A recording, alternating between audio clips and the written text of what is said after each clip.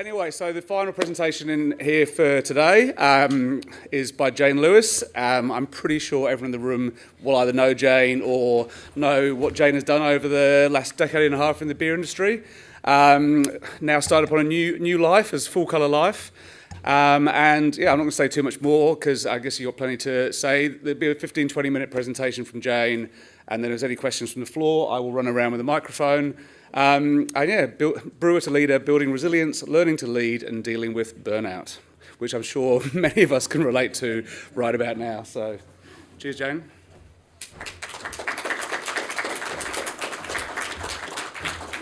Oh, there's way more of you than I thought there was going to be.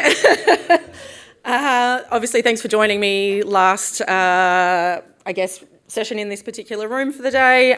Penultimate session until we get the debate. I am having my beer. I'm sure many of us would rather be at the bar right now, but I appreciate you turning up. So awesome, welcome. So about me. So a lot of you probably know me from the brewing side of things. I'm a winemaker, I'm a brewer. I've been doing that for the last 20 years, and then obviously ended up into leading with no idea how to do any of that, how to manage people, how to actually handle having a bunch of people who reported to you. And then I went into owning and running a business, also something I had no idea about, but we'll leave that to one side, into selling a business, and then into having that business wound up as well. So in terms of, I guess, personally, I've struggled with my own mental health. I've suffered burnout. I've navigated close relationships with narcissists and psychopaths.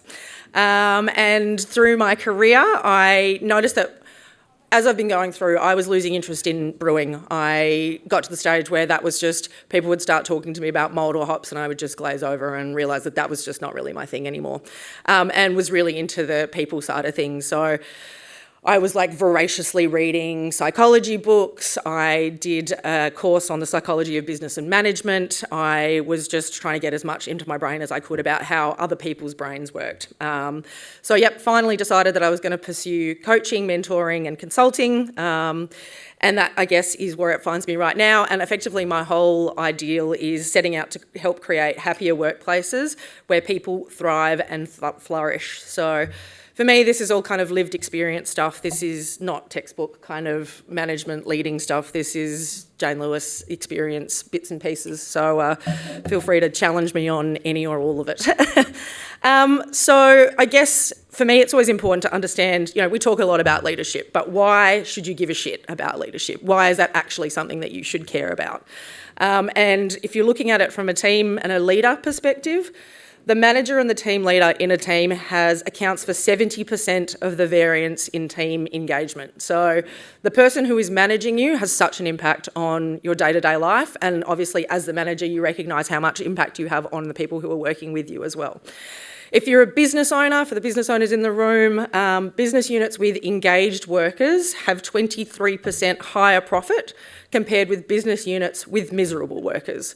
So if caring for people on its own isn't enough, there is a dollar value or a sort of a reason to care about that from a money side of things. So better leaders in the workplace is part of the solution for job dissatisfaction, for disengagement and for burnout. So this is all Gallup stuff. So to me, this is an important reason to care about leadership. What do you reckon? Yeah. Enough of a reason to give a shit? Burnout. Who's been there? Too many people in one room for my liking, to be honest. But it does seem to be a really common. I think it occurs in a lot of fields, but I, for some reason, feel like it's really strong in our environment. So, burnout refers to a place of exhaustion, which can be both mental and physical. That's a direct result of consistent or prolonged stress. So I guess when I'm thinking about this topic as well, I'm thinking, consider the things that cause you stress in a role and positioning myself in that sort of leader position. And potentially it's going to be, if you're a manager, it's the staff. I don't know how many conferences I came to and be like, oh my God, people, I love them, but they're driving me insane. And having to kind of manage your way through that. So if you're a leader, consider these as ways that you could make your own life easier. Because if your staff are happier, then there are a few issues, and then the outcome for you is decreased stress and helping to, put yourself into a position where you're preventing burnout. You're not heading yourself in that direction. So, all right. So, look, most of the people who end up as leaders, I'm obviously using brewing here because it's kind of the thing that I understand, but it's very relevant for anyone who's gone from sort of a technical role into managing humans. But often what you do is you find out that you're good at that job, right? So in this particular scenario, you're really good at brewing beer. You're really great at mixing the malt, the water. You're really good at adding the hops. You're really good at that stuff. And you do that for a period of time. And then eventually someone goes, hey, okay, we're going to promote you. You're going to end up as a leader, team leader, whatever else. And they're totally different skill sets. So you find yourself in this position where you're not dealing with malt and hops, you're dealing with humans, and you need to work out how to kind of handle all of that stuff. And obviously, managing is much more than just delegating tasks, who's going to yeast off, do all of that kind of stuff. It's all about obviously influencing productivity, output, appropriate ways of working, general vibe, and then obviously how team members interact with each other as well. So the definition I quite liked of sort of a manager, I guess, is one of the qualities of a good manager is to keep a fine balance between the employee needs and requirements, the business goals, and as in the leader's own individual wellbeing and aspirations. It's quite a nice way of sort of summing it up. So you've got to take the human being who you're working with into account. You need to obviously have the business goals in your head and then also be working on your own wellbeing and aspirations as well. So what this all kind of comes down to me is how do we manage the balance between all of those three pieces that I just spoke about? And I guess like we're talking about all the old 3C hops, our Old Faithfuls, our Cascade, our Chinook, our Centennial. I've got the Jayne Lewis trademarked, the 3Cs of leadership, which are communication, clarity and care. So yeah, this is just my experience with what I've found to work. So I'm going to dig into that a little bit more. So in terms of the first C, for me, this is communication. So there aren't many things that I have found in my experience that can't be solved with a good chat, with good communication. So keeping that front and centre, reminding yourself that so many things happen through to, how many times you have, there was miscommunication, I didn't understand, whatever else. Keeping communication happening, having that constant comms is so important. So chat early, chat often. I also love setting forums for particular types of communication. So, having a really informal chat forum like something like WhatsApp where, our ones at Two Birds used to be pretty much just full of Simpsons memes, which, it's an important way of connecting. And then keeping things like emails to, for important stuff that you want to track, stuff that you want to be able to go and look at later on and be able to reference. But almost more powerful for me than structured chats is unstructured chats. So making time for beers, making time to hang out, making time to really connect and spend time with people, build rapport, all of that kind of stuff. And then I think sometimes one that we miss a lot of the time is communicating the business strategies, visions and values. People engage with when they actually understand why they're doing a thing and understand what part it is that they play. So being able to really communicate to people what their part is, how they fit in, and how they can contribute can really help people feel a sense of purpose, which helps them feel engaged, which helps them feel really happy in the workplace. So all of that stuff to me is a really important part of management leadership. So clarity is my next one. So clarity is all about active listening and asking questions. So often, a lot of the times we're having conversations with people, we may not actually be actively engaged with what they're telling us. We might be thinking about what we're going to cook for dinner that night. We might be thinking about what we're going to pick up from the supermarket on the way home. But actually being actively engaged with people and being really present with them has such a big impact. Asking questions is a huge one. It's a way for people to feel seen and heard and to be able to get things off their chests as well. So it's amazing when you start asking questions, the kind of things that come out. Love asking a stack of them. So within that as well, never assume that you know what your team wants or needs. Always ask them, always ask questions. The number of times that I have speak to leaders who are like, but I told them all of these things and, they weren't engaged or whatever else. And it's like, well, did you ask them what they needed? What are they missing? How can I help you be more engaged? How can I assist you? What are you missing in your job? All of that kind of stuff. Ask the questions. May not be answers that you want to hear, but at least you know that you've got the information and you can do something about it. It's just astounding. The assumption part drives me, is a lot. Clear understanding of their own success and what success, their own goals and what success looks like is a really important part as well. And then obviously being able to tie that back into business goals is kind of an extra big tick, really powerful stuff for people to know, okay, this is what I'm trying to do in my role and this is how it's directly related to the goals of the business. And just having all of that stuff aligned just makes for really engaged staff members. So one of my favourite questions to ask is, what roadblocks are you experiencing, or what are you unclear or unsure of? Really powerful questions, very open. You can get the wildest range of things back from that, but it just tells you so much. So I have put that at the end of every check-in I have with anyone. We talk about a bunch of different bits and pieces, and then my last question is always, what roadblocks are you experiencing and what are you unsure or unclear on? So recommend. Because, there's this tiny tree that's stopping me from going to work. Alrighty. And then care. So this one is really important. Care and empathy for your team. Care about their safety. Care about their family. Care about their development. Care about their interests. Care what they get up to on the weekend. If you don't give a shit about your team, they ain't going to give a shit about you and your business or anything else. So for me, this one is a really important part of it. So, and if you can't do this, please don't manage people because you will make their lives hell. So if you take nothing away from this, if you have no empathy, please stay away from management. Cool. Okay, one of the things that I really wanted to touch on here was the power of feedback. So who here loves giving feedback? Fucking no one.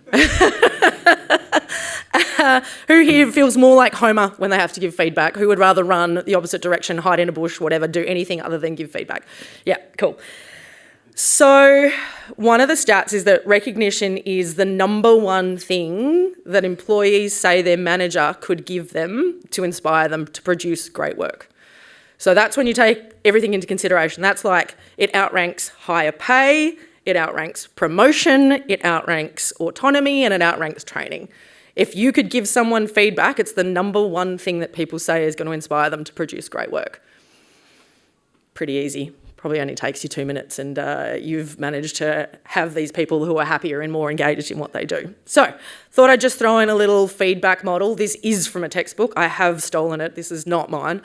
And effectively, it's about talking about an action. So, talking about something that's being done. So feedback is obviously positive or negative. So what's being done well or what's not being done well, being really specific about that particular thing, what the impact or what the effect of that particular action is, and then what is the desired behaviour. So I guess if you have a think about it, it's, you're leaving work for the day, your boss, your business partner, whatever, someone says to you, hey, thanks for today. And you go, oh, cool, that's nice. You wander out the door, you feel pretty good. They stop, or on the alternative, they stop and they say, hey, thanks for today, thanks for unloading that shipping container. I know it was really intense and, quite physical, but had such a great impact. We're able to get these sales out, we're able to get this beer out to the customers, they're going to be stoked, we're going to have really positive reviews and feedback, and it's going to be really wonderful for cash flow. So thanks heaps for that. And then you picture how you walk out of a situation. You picture walking out being like, that's awesome. How good am I? I'm going to have a beer when I get home. I'm going to tell my partner. I'm going to tell my housemate. I'm going to tell whatever else. And it's the impact of it is so clear. And then it's also that whole thing of, keep doing more of that. Or, if we can do more of those sorts of things, then it's such a wonderful thing. So just consider, if you hate feedback, consider maybe using something like that and consider the impact that that's having on the person and then how they're going to be when they turn up to work.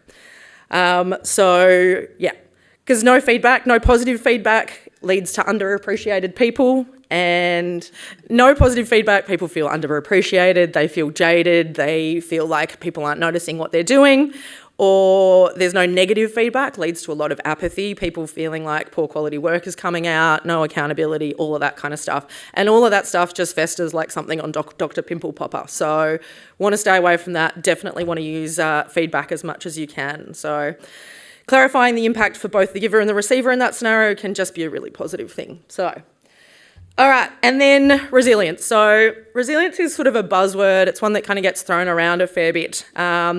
But from my experience, taking time to cultivate resilience has really big payoffs. So managing people is really tough. It takes a lot of energy, it takes a lot of effort, and it can be really quite draining. So being quite purposeful with how you look after yourself is really important when you get into a managerial role. Kind of allows you to be, turn up well for your people, to actually have a life that you enjoy, and to actually turn up well for your family as well. So I like to consider, when you're thinking about resilience, what builds you up and what makes you feel good. So, what are the activities that you really enjoy in life? What are the things that you find yourself doing? What gives you energy? And how can you make time to put that energy into those activities that support you? So for me, mine's really simple. I love doing yoga and I love walking my dog. So I actually put that in my calendar every week. So I put it in my diary. I make sure that I do it. I recognise when I don't do it, how it impacts me and how I feel. And then I recognise when I do it, how much better I feel about myself, about the world, all of that kind of stuff. So literally being able to go, okay, cool, is there a handful of things that I could do that are going to help to support me and allow me to actually have the mental capacity, have the space, feel okay and turn up to work and actually be able to give people the energy and everything that they need from me. So love a good resilience ritual. I love this book, Kevin Lawrence, Your Oxygen and Mask First. It's only a little book, but it is so powerful. There is so much information in it. Really recommend for anyone who is in leadership. But yes, being really purposeful about how you spend your time, putting time aside to be able to look after yourself is such an important thing. So I really like actionable stuff. I really like things that you can take away. I like the idea of, we all come to a conference, we listen to a bunch of stuff, we take a bunch of notes, we go home and nothing changes. So effectively working as a coach, we're all about kind of creating action. So I guess there's a question for you guys here and said, is there an action that you could implement? Is there something that you could actually take away and put into practice in your life? So could you implement some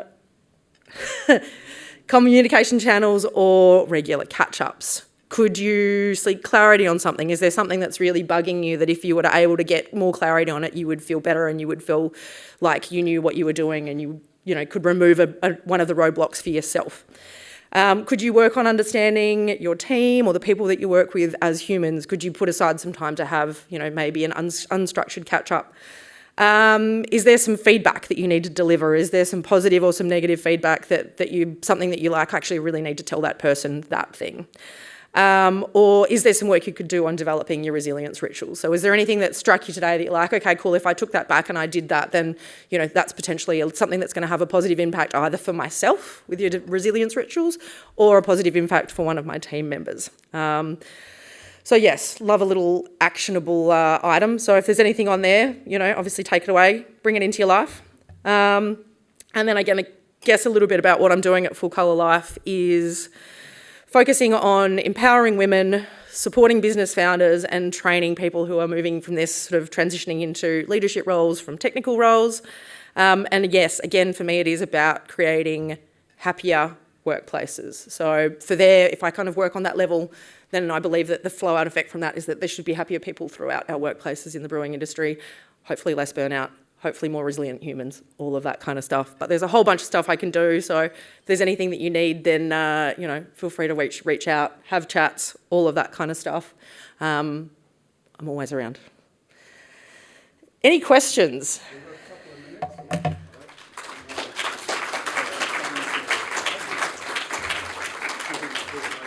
Probably time for maybe one or two questions. If anyone's got one out there, get your hands up quick. I'm currently at a company at the moment where my HR department doesn't feel the need to employ a brewer into more of a leadership role, but I really think, and even my team leader thinks that I would do very well at that. So how are some things that you think that I could do within my own brewing team that could help without getting that extra paycheck and without getting that extra recognition or the title or what have you? So what kind of things could you do within your team to start being a leader without actually being paid as a leader? Look, I guess it depends what you what it is that they're looking for from you and what you think is missing. I always kind of like to work out what's missing and what the biggest kind of gap is that needs filling, and then work out how to do that. So it's like, if you find that the team are feeling a particular way, then being able to address that in some way, shape or form might be something that you can kind of do. Probably need a little bit more context, but we can probably have a chat after if you want to do that. Maybe time for one more before I have to run around the corner and get into another room. No, good. Well, thanks, Jayne. Excellent closing presentation for this room. I'd like to thank.